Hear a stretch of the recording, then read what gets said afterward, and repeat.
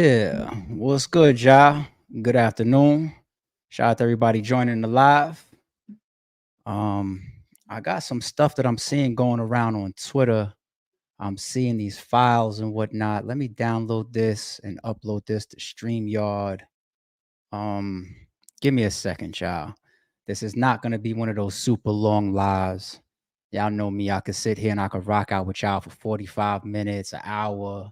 I think I did a 2-hour live last week. But today I got all types of stuff moving around, and yeah, we gotta talk real quick, and then I'll let y'all just catch up with the replay. All right. Hold on. I'm saving this file. Let me find where did I just save this to? Let me get right. Let me get this shit together. Anyway, in the meantime, while I'm getting this picture together, how's everybody doing? Good afternoon. I hope everybody is catching up on my last live. I did a live talking about the DJ Envy situation. Very very bugged out. We had some interesting conversation in there. I answered some pretty good questions in there. We dropped some jewels in there. I even uploaded a clip on my Instagram from. I think I'm gonna put another one on my gram shortly. So y'all make sure y'all follow me on the gram as well. ITSARP. I think I got this damn thing uploading now. Okay. Damn, it's taking me forever. You would think I don't got any type of computer savvy about me. All right, so y'all see the title. Battlers may be in for a shock. What are we talking about today? So I see a lot going on the internet. There's a bunch of spaces going on. I see Verb and cows in spaces. Um, a lot of phone calls being made. Let's call a spade a spade. Let's not dance around it. Let's not sugarcoat it. People are very, very interested in the Norbes and the URL case. Um, if you're a battle rap fan and you understand that for almost the bulk of battle rap as it's been presented on the street side and on in the digital era when it comes to YouTube and being monetized and being turned into a business, URL has been at the forefront. They've been the cornerstone of battle rap. And something like this, it becomes one of the biggest stories in battle rap history, and it's very very possible that I can change the history of battle rap. It could change a lot. It could impact a lot of people. Let's be honest. I think a lot of people are tuned in just for the entertainment value. Controversy is always going to move. You got people that's going to be interested to learn something new. Oh, legal court this. Who's going to win? Who's going to lose? People got their egos out on Twitter, whatnot, making statements or whatnot. Norbes is on his podcast and URLs. They putting up this and that and tweets and posts and whatnot, and everybody's cool about it. Nobody's sweating and everybody. You know what I'm saying? So you got the controversy factor. You also got a lot of battlers. Let's call a spade once again. They depend on battle rap. And to see a major player go through something that can change your company possibly forever, you're going to be watching. Believe me when I say everybody is watching. Everybody. Every battle rapper is watching. You still have battle rappers out there that say, I want to be a battle rapper for a living or as a career. You know what I'm saying? You got battle rappers to this day. That is their primary source of income. Maybe they're not doing anything else but collecting a battle rap check. They don't do anything else. Maybe they try to get into music a little bit. Maybe they got some other views here and there being monetized. But for the most part, when it's time to really earn a check, when it's time to cash in on Christmas, when it's time to pay your bills or buy a new car, or get yourself a new crib or whatever, it's a lot of battle rappers where that money is coming from battle rap. I'm not saying that that's horrible. I don't think it's the smartest thing in the world to put all your eggs in a battle rap basket, but it makes you that much more invested in the outcome of this. Then you also have a third factor. You have a lot of people that are invested because they feel like, I wonder if I have a personal tie to this. I wonder if I'm missing something. I wonder if I've ever been lied to. I wonder if I deserve more. I wonder if I was fucked over. Let's just once again, we're gonna keep calling a spade, right? Now, mind you, I'm not here to try to be an asshole about nothing. I'm just gonna be 1,000 as always. Um, I love being in that honest seat in the whip. I love it. I love it. Like, for example, like, let's say paperwork on RBE came out. You exposed RBE's numbers. All of our pay-per-views came out. All of the ways that we've made money came out. You're not gonna have battle rappers running around saying, "Oh shit, you lied to me. You told me that, $50,000 came in when $1 million came in." Because that's robbery, right? That's robbery. That's like you open yourself up to civil suits and all types of shit, right? I'm so glad, because in corporate America and sometimes in business, they say it's cutthroat because cutthroat is the way to get ahead. And the nice guys do finish last. What do they say? If you ain't cheating, then you ain't trying hard enough. Well, what I'm saying? All these little sayings that really show the society and the world that we in and how some of these people get ahead. What do you think? The Rockefellers are clean? It's one of the most powerful families in history financially. Think their hands is clean? You know what I'm saying? They say behind every wealthy man is a misdeed. I notice I didn't say rich because a lot of people are rich, but wealth. So to think that everything is just going to be on the up and up, um, you would be naive. And if you're out the loop, this is what a lot of people are on the internet right now talking about when you start discussing what's making headlines in battle rap. This right here, y'all. Okay. Oh man, it's too small on the screen for me to read, so I'm gonna pull it up on my phone as I read it. Okay, let's. I got this in a DM on Twitter. All right, so I'm gonna read it from my DM, but it's right there on screen for y'all to see. Okay, so what is this? Supreme Court of State of New York County. Okay. So you got Street Star Norbes. It's the plaintiff versus the defendants. You got Smack, you got Beasley, you got Chico, you got the URL, you got Smack White Entertainment. I didn't know that. So Smack White is its own thing as well. I didn't know that. So Smack White has his own INC. I didn't. I had no clue. Okay. So let's read this real quick. Barry Ostrager. I don't know who that is. I'm gonna guess that that's the judge. I'm guessing that that's the judge. If it's not a judge, it's some, I guess, ranked judicial figure who could make a decision like this. Damn, I'm all off camera right now. My bad. But I'm gonna assume that this is. Let me come over here. I'm gonna assume that this is the judge. Hopefully, y'all can hear me. All right. So the judge says pending before the court is proposed order to show cause by defendants. Remember who the defendants are. To permanently seal one document filed in connection with defendants' recently filed motion for summary judgment. The court declines to sign defendants' proposed order to show cause. The court declines to seal any documents filed in connection with post note of issue the positive or the positive, whatever word that is, motions, and never seals documents utilized at trial. Dated October 23rd, 2023. This shit is dated today. Oh, so this is why it's making this round so crazy. All right. So it's very short. It's a couple sentences there. Let's discuss what some of this is before we try to dig a little bit deeper into what this.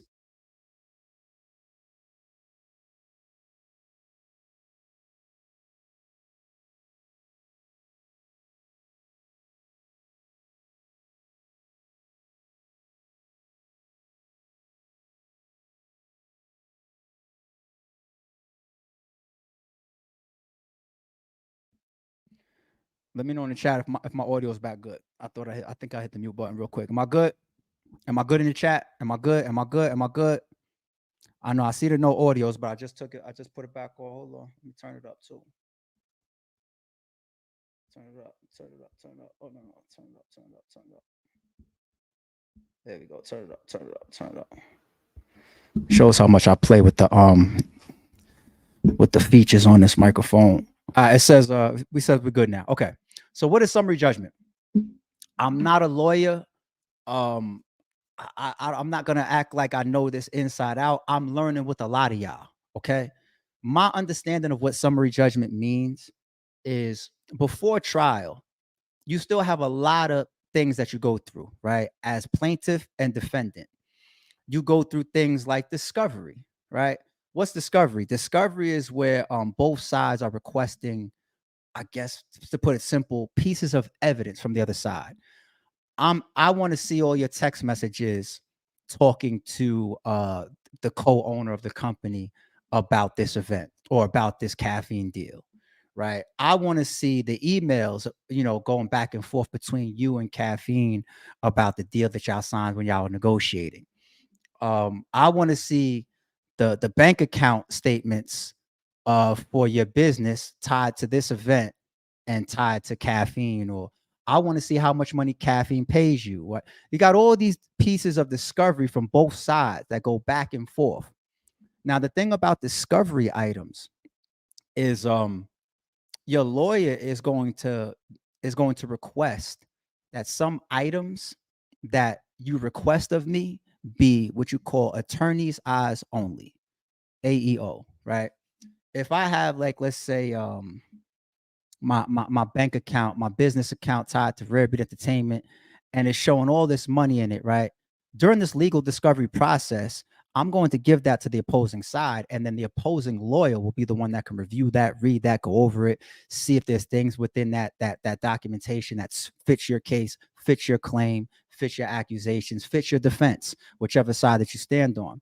But I might mark it attorney's eyes only, given that the court grants me that or the judge grants me that, which basically means attorney's eyes only means that, all right, now you can't go tell your clients what that means.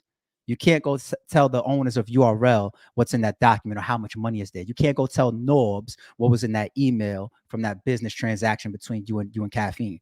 But the lawyers know, right?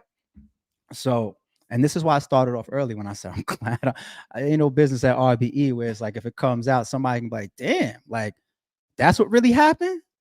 So obviously, in the document that we just put up on the screen, this is big. If if you're on if you're on the plaintiff side, if you're Norbes, this is big. That's a huge win right there for Norbes.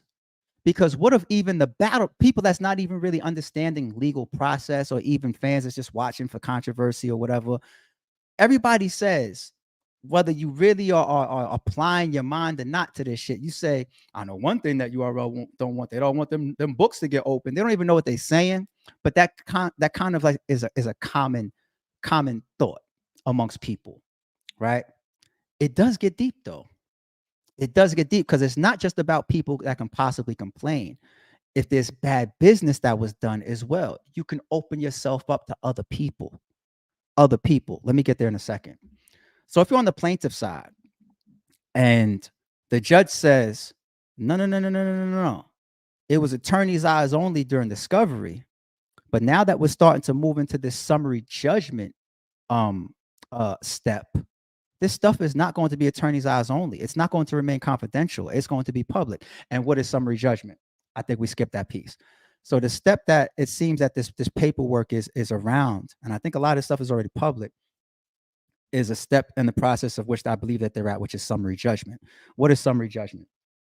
Summary judgment is when both sides put information on the table to determine whether it's going to be thrown out or not. Right. So let's say I get interviewed, deposed by the opposing lawyer. Right. And let's say I got all these pieces of evidence during discovery that shows, not your client is a liar. And here's the real truth. They lied about these claims. I can put all that stuff together now, and I can present that to the court and say, I want to file for summary judgment. Now that you have my testimony, now that you have their testimony, now that you have all these pieces of evidence that have come out through discovery, you see that they say that I owed them $1 million, and I just proved that I only owed them $10. So now I want their claim thrown out. That's what summary judgment is. So all those pieces that come into summary judgment, they have articles and documentation attached to them that show contracts, that show numbers, that show salaries, that show all type of deals, partnerships. And the judge just said, nah, that's not going to remain confidential. That's big. That's big. That is not to be overlooked. When we say just casually, Yo, the battlers, man, they're gonna be mad if the books get open. Let's go over here for a second. I say the battlers ain't really gonna be that pissy and moany because I don't believe you battle rappers. I don't believe you battle rappers like that. Well, at least most of y'all. I don't believe most of y'all. Y'all been here before, right? Remember the strike card?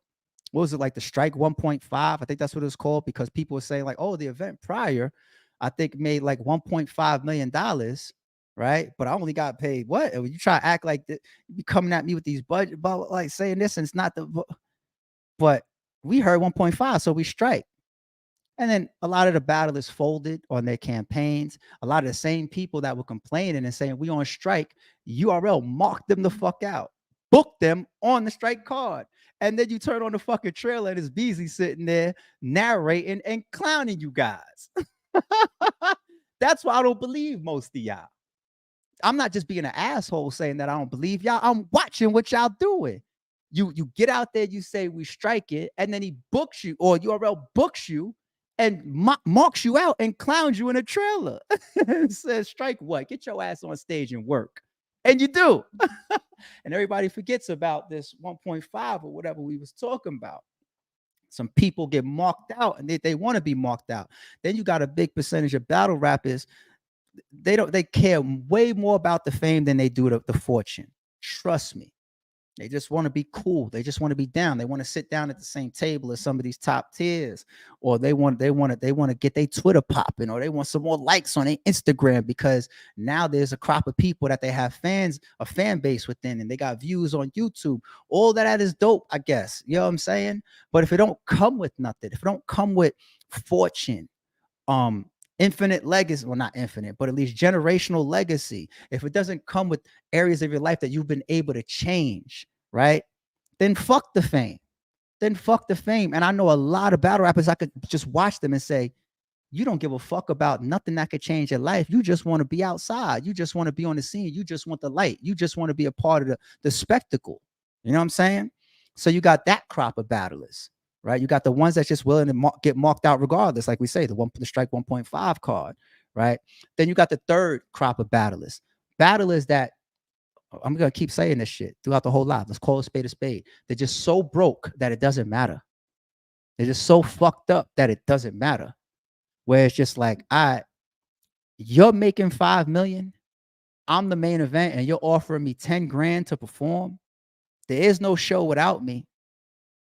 Fuck it, I'm gonna take it, because right now $1,000 will feel like I'm saving my own life.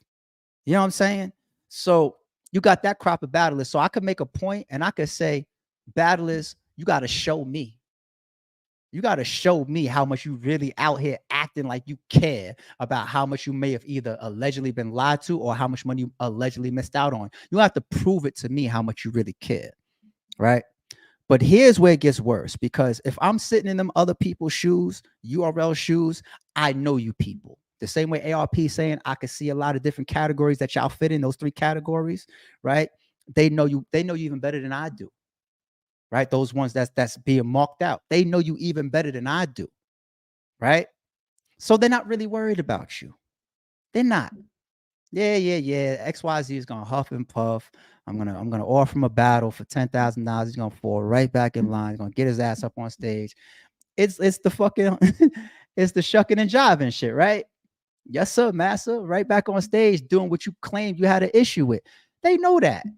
That's why they could play quiet with a lot of y'all, because they're just gonna laugh their way to the bank. The only time Smack's gonna come out and say, yo, I ain't eating that, son, is when you get enough backlash and you feel like, wait, I'm losing grips on my power here. I gotta say something, because perception means a lot to these people. It means almost more than anything when it comes to how to run this business. They'll do anything to keep up that perception, right, of being in control. So when you really, really look at it from that standpoint, and if they know that, what's even worse about this type of stuff coming out? If you lied to people. Lying in business can be deemed a form of stealing. I'll say it again. Lying in business can be a form of stealing. So if I call you and I tell you yo, there's only $10,000 up for this event. That's all that's going on. It's a little, yo, I need you, man. Hold me down. Hold me down, Tay Rock. Hold me down. I'm sure Tay Rock got a lot of phone calls about hold me down. I need you. Hold me down. You know what I'm saying? Hold me down. But behind the scenes, what if I'm being paid just to do the event? Allegedly, I'm just hypothetical. Maybe Caffeine is paying me $400,000 just to do the event. Just me as an owner, right? Then what if hypothetically, what if I'm now licensing you as well to Caffeine because I have you contracted? That's 2 checks. Then we're talking about app money, 3 checks. YouTube is still there, whether it's used a lot or not, 4 checks monthly. Door money, 5 checks. And then whatever else is going on, sponsorships. You know what I'm saying? So then you start to realize that, oh, damn, I just saw the paperwork. This was a $500,000 event, and I was the main event. You offered me $3,000, telling me that there was only 15 available for the whole budget. I feel lied to now. Now that's just the battlers. What about sponsors? What about other business people? What about other companies? If numbers start to come out and they start to associate or tie themselves to any of these areas and feel like, wait a minute, wait, I didn't know about that. Don't think so shallow, people. Even the partners themselves, the owners themselves could learn something new. You never know. What if Smack is just like being a host most of the year, and let's say Beasley knows exactly what was in this document right here, and Smack never knew. I'm not trying to say that it could even be getting fucked over in that situation, but what about just finding this out for the first time now because discoveries? It could happen even within the owners. That's why this shit is like, oh, not just because of the people that's going to allow themselves to be marked out like they've been their whole career, right? It could get way, way crazier than that. It can get way, way crazier than that, right? I see y'all. I'm going to jump into the supers in a second. I got y'all. So let's look at. Nah, I don't got the time to go there. that would. I'm gonna save that topic for this next live because that right there would be very, very ugly. Okay. When you start talking about that settlement stuff that came out earlier, right? So that settlement stuff step is coming as well. You got the summary judgment stuff, you got settlement, mediation or meetings or whatever, I think is what we'll see in public, and after that, possibly trial. If you have this summary judgment, and I believe on Norbes' side as a plaintiff, I think in that type of situation, they hire an expert, right? And it goes through all this attorneys, mark information, all these numbers, whatever, and determines what Norbes was worth for the role that he played in all this money that was generated, right? Let's say that number is 35 million, right? What happens now is we go to that settlement meeting. And if I say, yo, it's not just a number, that it doesn't work like that in court. You can't just walk up somewhere and just say, you know what? I'm just watching URL and they do a lot of views, so I want $35 million. It doesn't work that way. All right. Because there's legal protections around just stupidness.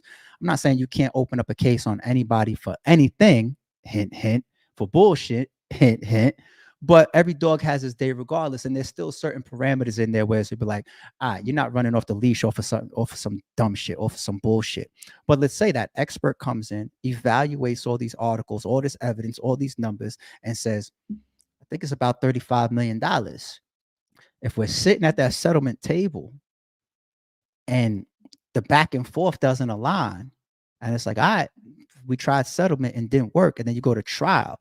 It's just like, once again, it's like blowing trial. It's like them coming to you early with a plea deal, the DA coming to you early with a plea deal and saying like, yo, you know what? You know, we say everybody's time, go ahead and just take 3 years and then 4 years probation, walk off the rest. You know what I'm saying? And we're going to skip trial. Just sign this letter that says you're guilty. And you say, nah, I'm taking it to trial. You get on your fucking Tory Lane shit. And then you get smoked.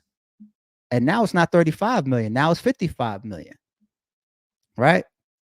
Let me tell you one thing that I think is very, very ugly from the outside looking in. Let's speak about Norbes. There's 1 or 2 people in this world that had disagreements with Norbes. Norbes could be a sarcastic asshole. All right. Not everybody likes me either. All right. It's cool. Let's be. I'll keep it fair. All right. But there's never any denying what that man contributed to battle rap. Battle rap today wouldn't be what it is without. There's people that you could put up there and say that these people were huge contributors to battle rap, where once again, if you take them out, the butterfly effect of battle rap is crazy. Norbes is one of those people. If you take him off the battle rap timeline, the butterfly effect of what happens, what doesn't happen, what decisions are made, what type of series, what ideas, what creativity, what type of contracts, what type of bookings, all this type of shit. A lot of even certain people that are on now because of him, and not even just the rappers. There's so much change from the butterfly effect if Norbes isn't there, right? And from the outside looking in, you know what looks crazy? What looks real crazy is that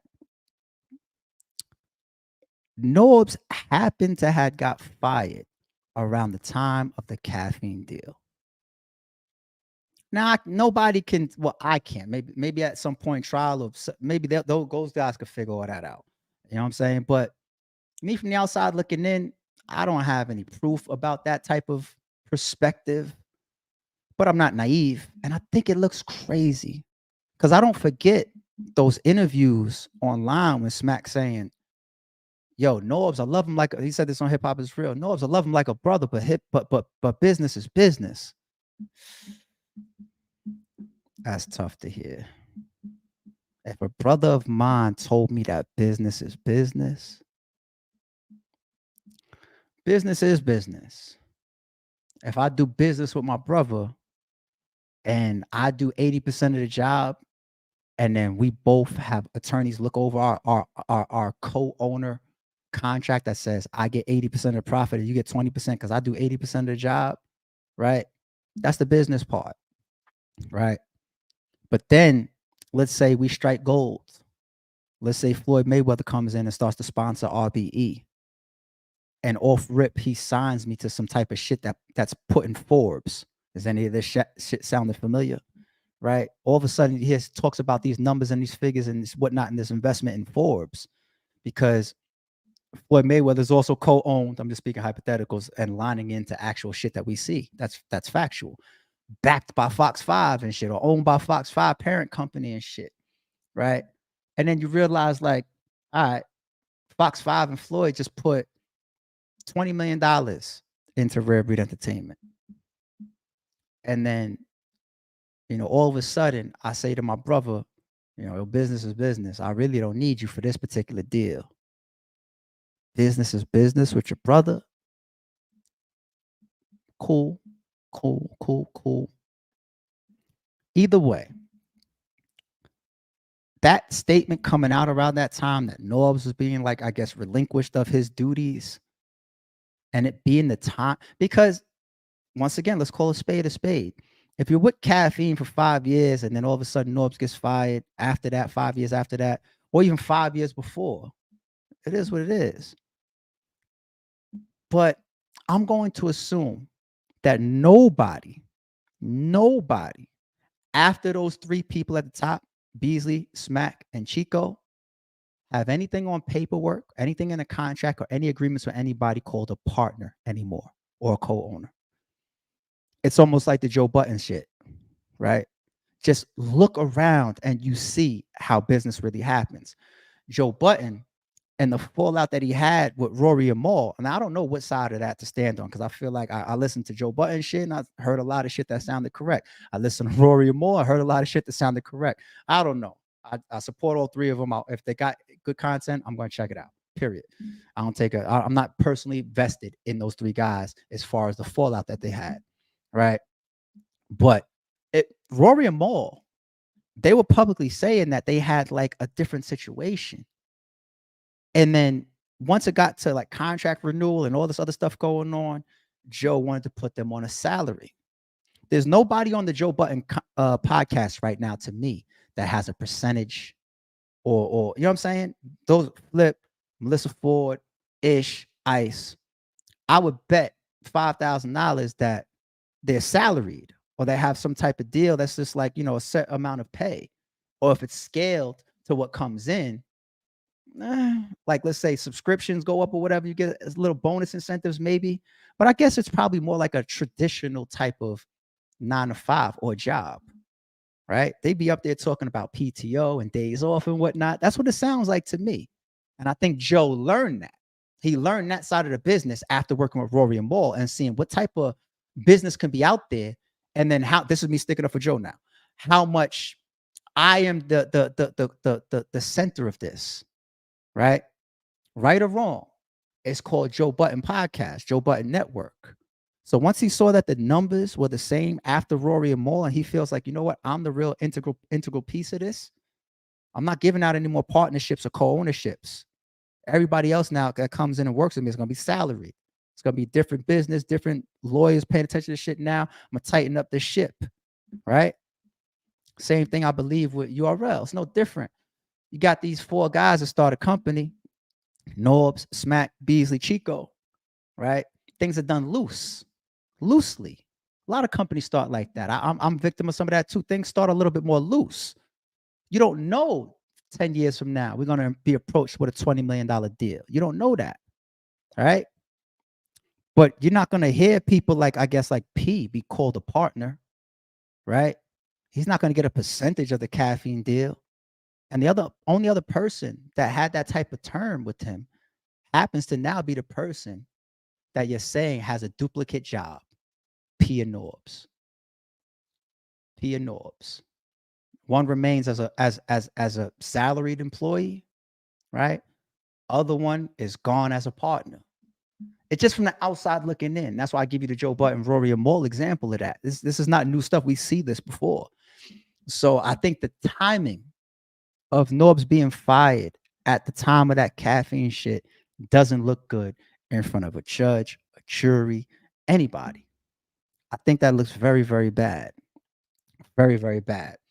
And once again, when I tie in Smack's interview saying that I love him like a brother, but business is business. Battle rappers. Not to be misconstrued, like I said, there's a large crop of y'all that I don't believe. You're gonna have to show me how much you really care, right? Some of y'all just gonna stay marked out anyway, especially if you feel like you're being taken care of, or you get your looks, you're getting your battles. You're gonna shut the fuck up, stay in line. But what are y'all gonna do if summary judgment gets wrapped up and publicized a couple weeks from now, and these numbers become public? What are you gonna do if you feel like an event that had $400,000 invested in it paid a main event of 10,000? What are you gonna do? You're gonna do something? Okay. What are you gonna do if you feel like you've been lied to about earnings? Whether a sponsor, a battle rapper, a partner. What are you gonna do if you feel like you've been lied to? I think I saw a podcast. What Norbes saying that he wasn't even really even paid at times or whatever. Huh?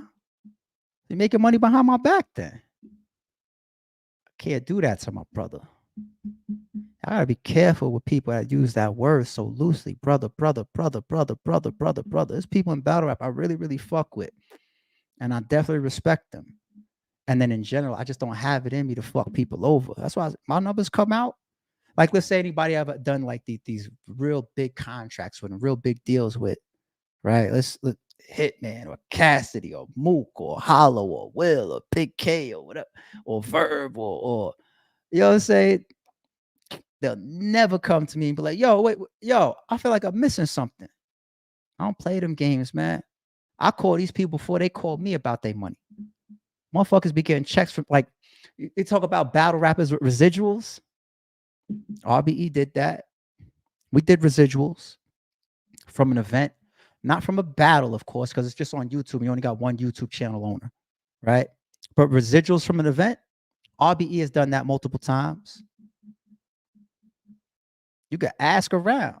You could ask a Cassidy or a Hitman or a Verb. These guys don't even got to call me first of the month or some shit like that. Turn around. I send them a check. And we, oh, couple, yeah, I do something with that. Go buy me a little cost with that. They don't even got to call me. I don't play with people money. I don't lie about no fucking money. Can't. You can't do that. You can't do that. It's just the timing of this shit now. Like we see all this DJ envy shit going on. It's just people just feel like if you have any dishonesty in business dealings right now, you're gonna be under the microscope. And once again, when you got this shit right here of the judge say, "Oh no no no no no no no no no no no no no no no no no," what you're asking me to keep private and confidential is going public. I'll be back because what this really means is that summary judgment stuff, when all these numbers now start coming out public, because now this is mean that the stuff, anything that's in the sub trial is different.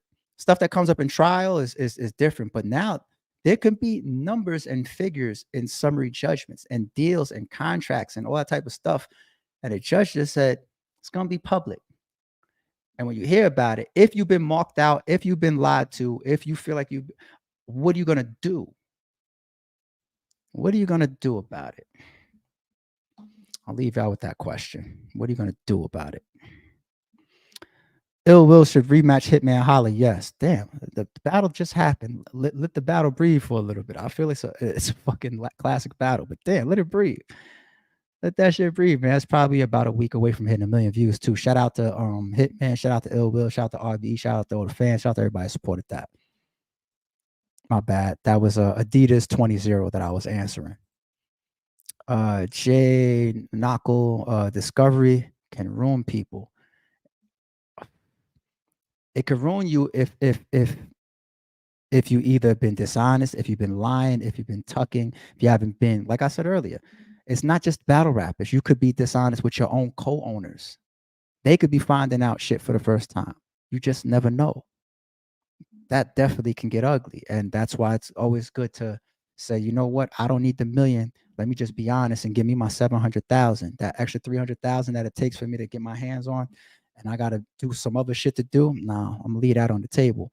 And I'm not saying that anybody has done that. This is all alleged as far as like my hypotheticals, right? That's what happens.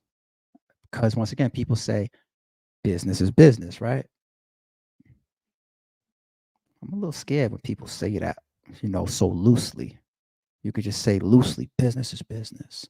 Shout out to our new members in the building. Unpopular, popular opinion. Appreciate you. Sailor Mars, I appreciate you, cutie. Thank you so much for the super. Thank you for being in the building.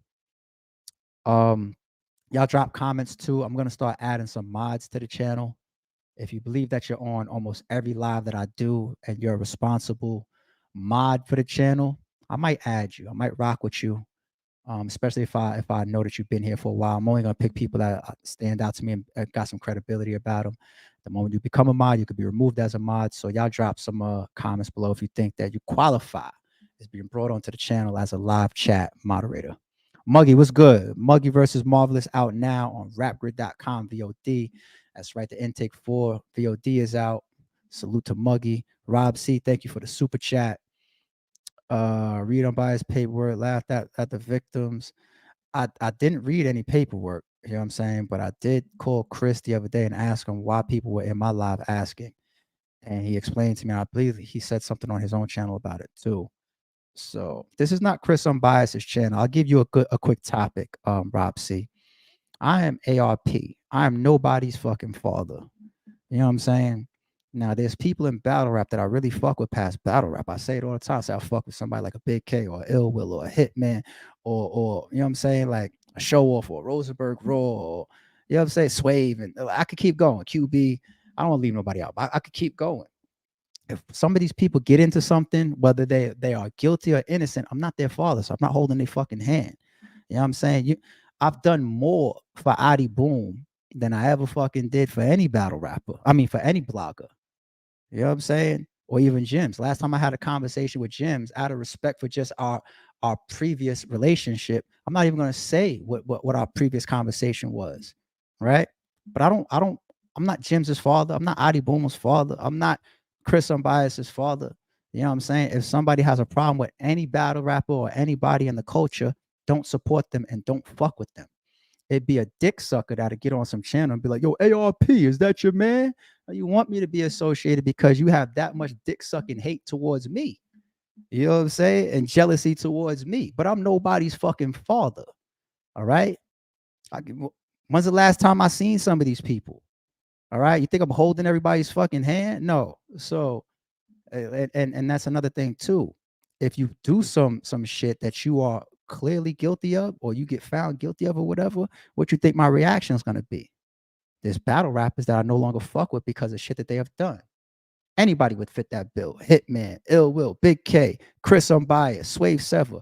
They get found guilty of some shit or whatever, or they don't explain something a certain way. I'm not fucking with them. Other than that, in between time, I'm not their father. So right now, this is the Rare Breed Entertainment channel. Please remember that. All right. I'm about to start. Oh, my bad. Ariel Wooten, new members. I appreciate you. Shout out to you. All right, I think that's all the supers. Told you I wanted to get out of here as fast as possible. It still turned out to be only almost 45 minutes. All right, yeah, I'll be back ASAP. Go check out that QB Black Diamond versus RX that's out now on the channel. Next up, possibly Riggs. No. I got to go XL versus Def the Kid. That battle was amazing. That was incredible. So more Blue Room drops on the way, y'all. We got y'all. Stay in tune. Announcements, all types of shit. More lives, more shit. More Sorry It's True. I'll be here with y'all in a second. All right, you ready?